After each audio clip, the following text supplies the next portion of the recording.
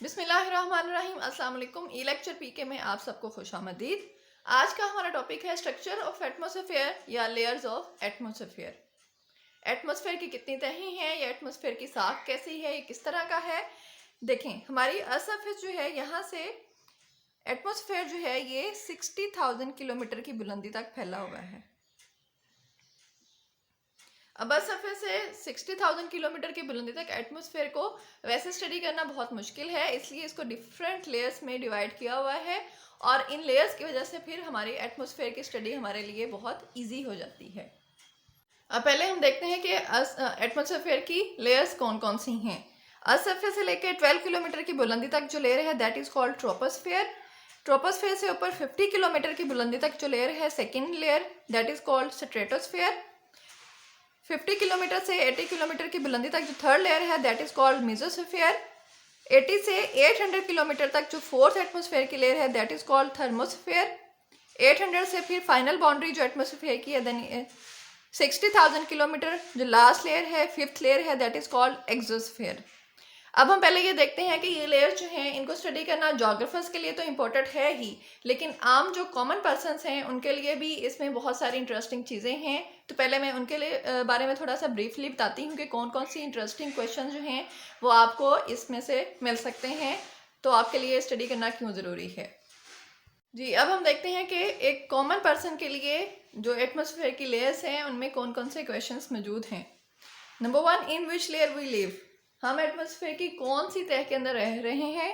Number 2, how clouds rain fog snow formed, हमारे earth surface पे जो बादल, बारिश, धुंध और बर्फबारी वगैरह है ये सारे कैसे बनते हैं। वेयर जेट प्लेन्स फ्लाई, हवा के अंदर जो एरोप्लेन्स चलते हैं ये कौन सी लेयर के अंदर या कितनी बुलंदी तक ये फ्लाई करते हैं। वेयर ओजोन फॉर्म्ड, ओजोन की फॉर्मेशन कौन सी तह के अंदर होती है। And last one, how telecommunication is possible on earth, हमारी ज़मीन पर जो मवासिलाती राब्ते हैं जिसके ज़रिए हम मोबाइल फ़ोन्स यूज़ करते हैं, टेलीविज़न देखते हैं, नेट सर्विसेज हमारी चलती हैं, ये सारे टेली कम्युनिकेशन के सोर्सेज जो हैं ये किस तरह से हमारी अर्थ सरफेस के ऊपर पॉसिबल हैं। तो वन बाय वन हम अपनी लेयर्स को भी स्टडी करते हैं और इन क्वेश्चंस के आंसर्स भी लेते हैं। जी, first layer of atmosphere is troposphere, the lowest layer in which we live, ये हमारी एटमॉस्फेयर की सबसे लोएस्ट लेयर है जो बिल्कुल ज़मीन की सरफेस के करीब है और इसके अंदर हम रहते हैं। In this layer temperature falls with height, इस लेयर के अंदर हाइट के साथ टेम्परेचर जो है वो कम होना शुरू हो जाता है। And the rate is 6.5 degree Celsius पर किलोमीटर, मतलब 1 किलोमीटर अगर हम हाइट पे जाते हैं तो टेम्परेचर 6.5 डिग्री सेल्सियस जो है वो कम हो जाता है। इस तरह जैसे जैसे हाइट पे जाएंगे तो हर किलोमीटर के हिसाब से टेम्परेचर कम होता जाएगा। Due to humidity clouds rain snowfall fog storms formed here, इस लेयर के अंदर क्योंकि हवा के अंदर नमी बहुत ज़्यादा होती है इसलिए बादल, बारिश, बर्फबारी, धुंध और जितने भी तूफान आते हैं वो सारे के सारे इस लेयर के अंदर होते हैं। अब tropopause separate it from second layer of earth, tropopause जो है ये एक तंग सी छोटी सी स्ट्रिप है जो कि इसको एटमॉस्फेयर की सेकेंड लेयर स्ट्रेटोस्फेयर से सेपरेट करती है। जी, second layer of atmosphere is stratosphere, here the air doesn't flow up and down but flows parallel to the earth, इस लेयर के अंदर हवा जो है वो ऊपर और नीचे मूव नहीं करती है, इस डायरेक्शन में मूव नहीं करती है, हवा जो है ये पैरेलल दाएं से बाएं मूव कर रही होती है। In very fast moving air streams, और हवा की स्पीड इस लेयर में बहुत तेज़ होती है। Air is very clear with less humidity, यहाँ पर हवा बहुत साफ़ होती है और इसके अंदर नमी की मिकदार भी बहुत कम होती है। So this is the layer where most jet planes fly, इसलिए ये वो लेयर है यहाँ पर हवाई जहाज़ जो हैं वो मूव करते हैं। क्यों? क्योंकि यहाँ पर हवा क्लियर है, इसके अंदर नमी कम है और हवा ऊपर और नीचे की बजाय दाएं बाएं मूव करती है जो कि प्लेन्स को फ्लाई करने के लिए बहुत हेल्पफुल है। Then ozone is formed here, ozone जो हमारी अर्थ सरफेस के लिए एक प्रोटेक्टिव शील्ड है वो भी इस लेयर के अंदर पाई जाती है। Stratopause separate it from third layer, stratopause एक छोटी सी स्ट्रिप है जो कि इसको थर्ड लेयर से सेपरेट करती है। Third layer of atmosphere is called mesosphere, here again temperature falls with height, यहाँ पर टेम्परेचर जो है वो दोबारा से हाइट की तरफ जाते हुए फॉल्स करना शुरू कर देता है। This area reaches the coldest temperature of all atmosphere.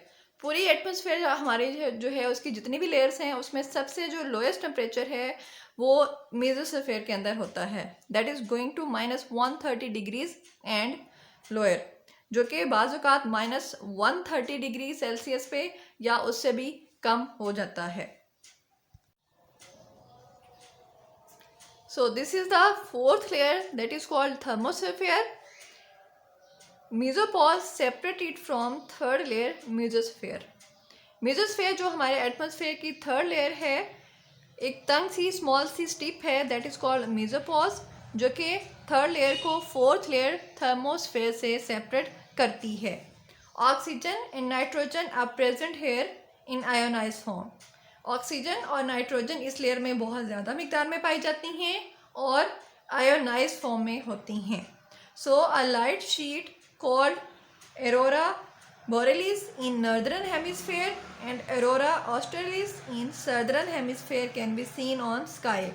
Oxygen और नाइट्रोजन के आयोनाइज फॉर्म में होने की वजह से आसमान के ऊपर लाइट की रोशनी की एक शीट सी नज़र आती है, जो कि नॉर्दर्न हेमिस्फीयर में शुमाली निस्फ कुरे में इसको एरोरा बोरेलिस और सदर्न हेमिस्फीयर जनूबी निस्फ कुरे में इसको एरोरा ऑस्ट्रेलिस कहा जाता है। और ये आसमान पे बिल्कुल एक रोशनी की चादर की फॉर्म में हमें नज़र आती है। Yes, the last and the fifth layer of atmosphere is called exosphere. Thermopause separated from thermosphere. Thermosphere जो हमारी एटमॉस्फेयर की फोर्थ लेयर है, उसके ऊपर एक छोटी सी स्ट्रिप है, दैट इज कॉल्ड थर्मोपॉज, जो लास्ट लेयर एक्सोस्फेयर को थर्मोस्फेयर से फिर सेपरेट करती है। Here light gases like helium and hydrogen are present. यहाँ पर बहुत हल्की गैसेस हैं जैसे हीलियम है और हाइड्रोजन है जो लाइट वेट हैं, वो पाई जाती हैं। Artificial satellites move here. Artificial satellite जो मसनूई सियारे जो कि खला में छोड़े जाते हैं, वो इस लेयर के अंदर रहकर ज़मीन के गिर्द अपनी मूवमेंट जो है वो करते हैं। तो एटमॉस्फेयर की लेयर्स के बारे में इतनी ही इन्फॉर्मेशन है। आई होप सो कि आप सब लोगों को बहुत ज़्यादा इंटरेस्टिंग और इन्फॉर्मेटिव लगी होगी। कमेंट बॉक्स में मुझे अपनी राय से ज़रूर आगाह कीजिए। Thank you very much. Allah.